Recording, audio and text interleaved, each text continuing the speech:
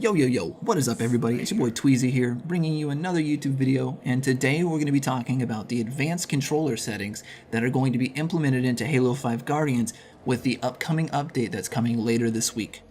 So if you guys did not watch the most recent Halo Cartographer's Gift reveal stream where they talked about all of the things that are going to be added to the game within the next week, pretty much one of the main things are these advanced controller settings, ways of continuing to fine-tune the way that your controller performs in order to make it a more tailored experience to you in the way that you play.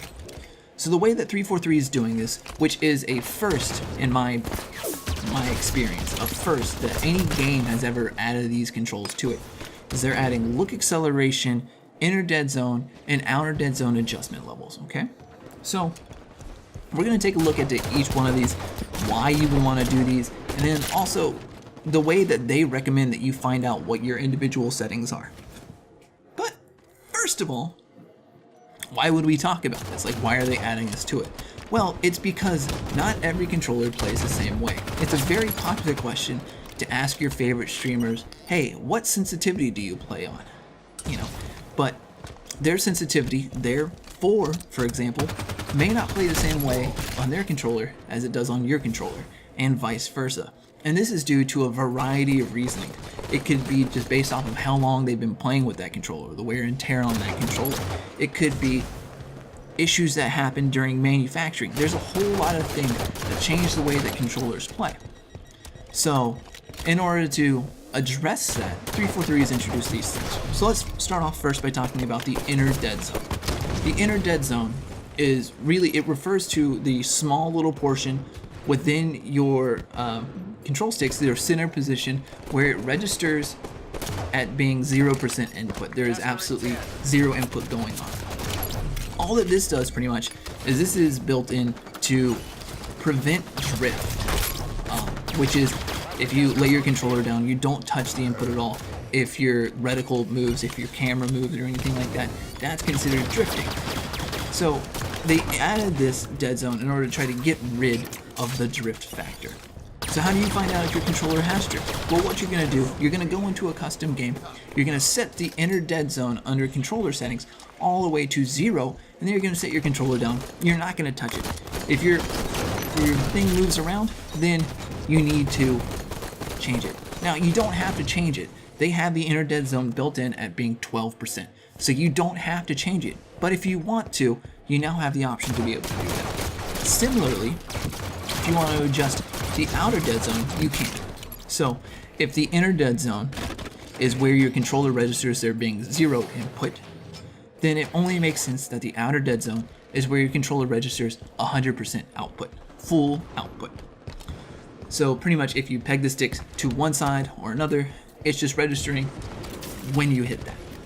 And this is something that comes up in the gaming community because of slow turn. I'm sure you've seen a lot of controllers out there advertising that they do not have slow turn. But with this new generation of consoles, we have to find more ways to do it. We have to find more ways of making individual controllers be able to adjust for their slow turn so that everyone can experience the same game with basically the basic equipment that Microsoft gives you. And that's what outer dead zone is going to be able to do. Now, outer dead zone, their default values are at 10%. And these 10%, these 12% values, these are just catch-alls. These are made so that everyone's controllers will work the same way. But all that it is that if you want to increase the area in which your controller registers there being 100% input, then you would adjust the outer dead zone.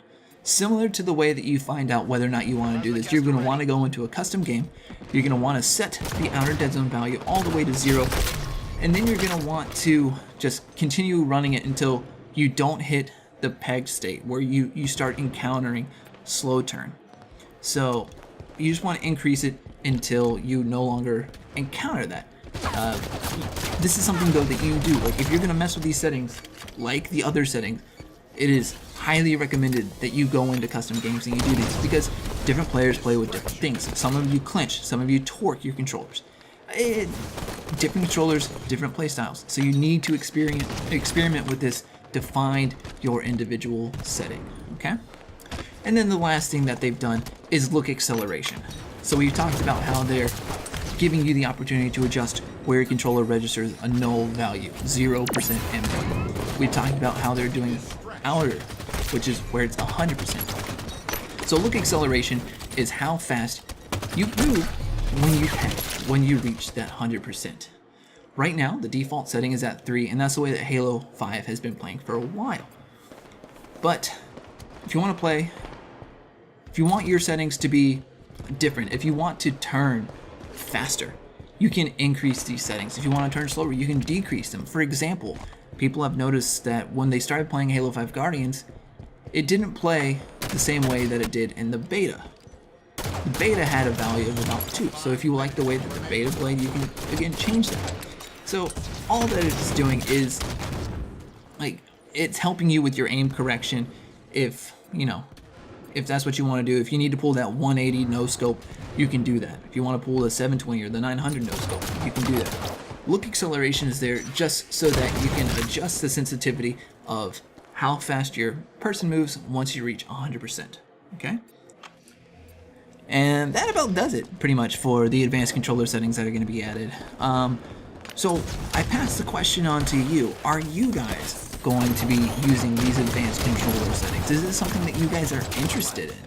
Let me know. Leave a comment down below letting me know if you guys are going to use this, what your values are if you actually decide on using it and stuff like that.